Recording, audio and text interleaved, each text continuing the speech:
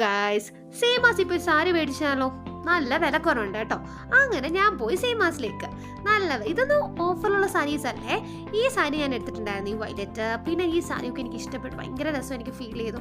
ഞാൻ ഇതൊക്കെ വെച്ച് നോക്കി, ഈ ഒരു കോമ്പിനേഷൻ എനിക്ക് ഭയങ്കര ഇഷ്ടമാണ്.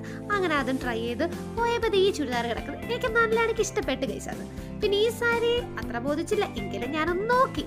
പിന്നെ ഈ വിചിത്ര സിൽക്കിന്റെ പല ഷെയ്ഡ് ഉണ്ടായിരുന്നു ഗൈസ്. നല്ല വില കുറവായിരുന്നു വിചിത്ര സിൽക്ക്. പക്ഷേ ഈ സാരി എനിക്ക് ഭയങ്കരമായിട്ട് ഇഷ്ടപ്പെട്ടു ഗൈസ്. ഇതിന് 400 റുപ്പീസ് അങ്ങാണ്ടേ ഇല്ലായിരുന്നു. നല്ല അടിപൊളി സാരി ആയിരുന്നേ. പിന്നെ സാരി ഇങ്ങനത്തെ കല്യാണത്തിനൊക്കെ മേടിച്ചു കൊടുക്കാൻ പറ്റുന്ന, കസിൻസിനൊക്കെ കൊടുക്കാൻ പറ്റുന്ന അക്കിട്ടുള്ള സാരീസ് ഉണ്ട്. പിന്നെ ലെഹങ്കയുടെ തന്നെ കുറേ ഉണ്ട്. അവിടെ ഒന്നും കാര്യമായിട്ട് നോക്കിയില്ല. പിന്നെ താഴത്തെ ഫ്ലോറിൽ വരുമ്പോൾ കുറച്ച് ഡിസൈനിലുള്ള സ്കേർട്ടുകളുണ്ടെന്ന് എനിക്കറിയാമായിരുന്നു ഗൈസ്.